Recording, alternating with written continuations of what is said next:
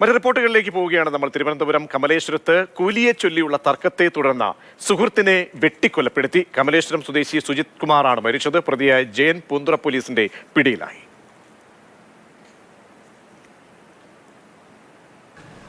ശരീരത്തിൽ മരണകാരണമായിട്ട് തലയുടെ ഭാഗത്തൊരു വെട്ടുകത്തി കൊണ്ടുള്ള ഒരു മുറിവ് കാണുന്നുണ്ട്.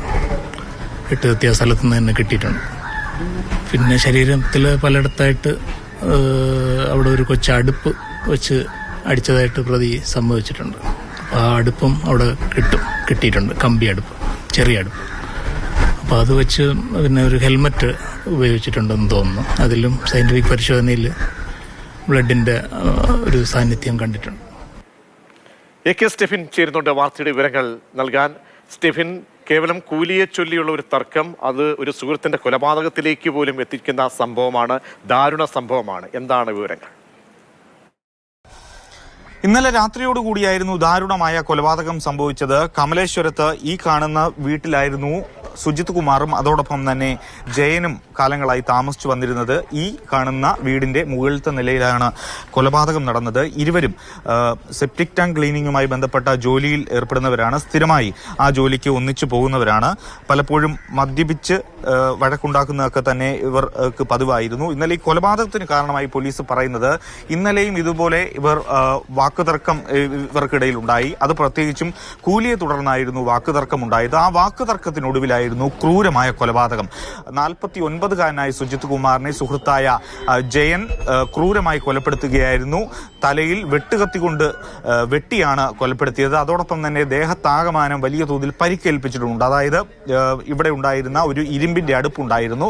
ആ അടുപ്പ് ഉപയോഗിച്ച് മാരകമായി ഉപദ്രവിച്ചു. അതോടൊപ്പം തന്നെ ഹെൽമറ്റ് കൊണ്ട് തലയ്ക്കടിച്ചു. അതോടൊപ്പം തന്നെ ദേഹത്തടിച്ചുമൊക്കെയാണ് കൊലപ്പെടുത്തിയത്. അത്തരത്തിൽ ക്രൂരമായ ഒരു കൊലപാതകമാണ് നടന്നത്. മദ്യപാനത്തിനൊടുവിലായിരുന്നു ഈ കൊലപാതകം എന്നുള്ളതാണ് പോലീസ് ഇപ്പോൾ കണ്ടെത്തിയിരിക്കുന്നത്. ഈ അടുപ്പിലും അതോടൊപ്പം തന്നെ ഹെൽമറ്റിലും വെട്ടുകത്തിയിലുമൊക്കെ ശാസ്ത്രീയമായ പരിശോധനയിൽ സുജിത് കുമാറിന്റെ രക്തം കണ്ടെത്തിയിട്ടുണ്ട് എന്നുള്ളതും പോലീസ് അറിയിക്കുന്നുണ്ട്. ഇപ്പോൾ നാട്ടുകാരൊക്കെ തന്നെ വലിയ തോതിലുള്ള ഒരു ആശങ്കയിൽ ഒക്കെയാണ്. എപ്പോഴാണ് ഈ കൊലപാതകത്തെ പറ്റി അറിയുന്നത്? 10 മണിയായി. ഇന്നലെ 10 മണിക്ക് ശേഷമാണ് ഞാൻ അറിയുന്നത് ഇങ്ങനെ ഒരു കൊലപാതകം നടന്നതായിട്ട്. പിന്നെ ഈ കൊലപാതകം ചെയ്ത ജയകുമാർ എന്ന് പറയുന്നത് 1-2 ക്രിമിനൽ കേസുകളിൽ പ്രശ്നമുണ്ട്. കാരണം ഒരു വെട്ട് കേസിലുണ്ടായിരുന്നു, വാടകക്കാരെ മാറ്റുന്ന രീതിയിൽ. അതായത് ഉടമസ്ഥ കാശ് വാങ്ങിക്കൊണ്ട് അവരെ മാറ്റാൻ വേണ്ടിയിട്ടുള്ള ഒരു സംവിധാനത്തിലോട്ട് വന്ന് അങ്ങനെ ആ സ്ത്രീയും ഈ പയ്യനുമായിട്ട് അങ്ങോട്ടും ഇങ്ങോട്ടും വിട്ടായി. ഒരു കുടുംബം എന്ന് പറയുന്നത് MLA റോഡിലെ ശ്രീവിരകത്താണ് ഇയാൾ അമ്മയുടെ വീട്, അമ്മയുടെ അച്ഛൻ്റെ വീട്. അവിടെ നിന്നാണ് പിന്നെ ഇങ്ങോട്ട് താമസത്തിന് വന്നതിന് ശേഷം പിന്നെ നമ്മൾ അറിയുന്നതാണ് ഇയാൾ വലുതായതിന് ശേഷം അമ്മയുടെ തലയ്ക്കടിച്ചു.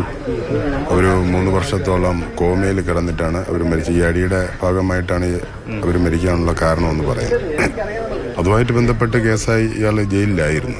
ഇയാൾ നിരന്തരം ഈ മദ്യപാനാണ്. ഒരു മദ്യപ സംഘം ഇവിടെ ഉണ്ട്. മദ്യപിക്കുക, ആരെയും എന്തും പറയുക എന്നുള്ള നിലയിൽ ആരെങ്കിലും എന്തെങ്കിലും പറഞ്ഞാൽ മോശപ്പെട്ട രീതിയിലുള്ള സംസാരങ്ങൾ. കഴിഞ്ഞ 1 കൊല്ലത്തിന് മുമ്പാണ് ഇതുപോലെ മദ്യപിച്ചുകൊണ്ടിരുന്ന കൂടെ ഇരുന്ന ഒരാളുടെ കാലിൽ ഹോളോ ബ്രിക്ക് എടുത്തിട്ട് കൊടുത്ത് അത് കാല് കുറേ പൊളന്നു പോകുന്നൊരു സ്ഥിതി. അതും പൂന്തറ സ്റ്റേഷനിലെ പരിധിക്കകത്ത്. ഒരു മദ്യപിച്ച് കഴിഞ്ഞാൽ എന്തും ചെയ്യുന്ന ഒരു സൈക്കോ മോഡലിലേക്ക് മാറുകയാണ്. അത് നമ്മുടെ നാടിനൊരു ആപത്താണ്. ഇന്നലെ ഈ കൊലപാതകത്തിന് ശേഷം പ്രതി ഇവിടെ തന്നെ ഉണ്ടായിരുന്നു എന്നുള്ളതാണ് പോലീസ് പറയുന്നത്. മൃതദേഹത്തിനടുത്ത് തന്നെ പ്രതി ഉണ്ടായിരുന്നു. തുടർന്ന് സഹോദരിയെ പ്രതി ഈ കാര്യം, ഈ കൊലപാതക വിവരം വിളിച്ചറിയിച്ചു. അങ്ങനെ സഹോദരി അറിയിച്ചതനുസരിച്ചാണ് പോലീസ് ഇവിടെ എത്തുന്നത്. അപ്പോഴും ഈ മൃതദേഹത്തിനടുത്ത് പ്രതി ഉണ്ടായിരുന്നു. തുടർന്ന് പോലീസ് പ്രതിയെ പിടികൂടുകയായിരുന്നു. AK Stephin, Mathrubhumi news, Thiruvananthapuram.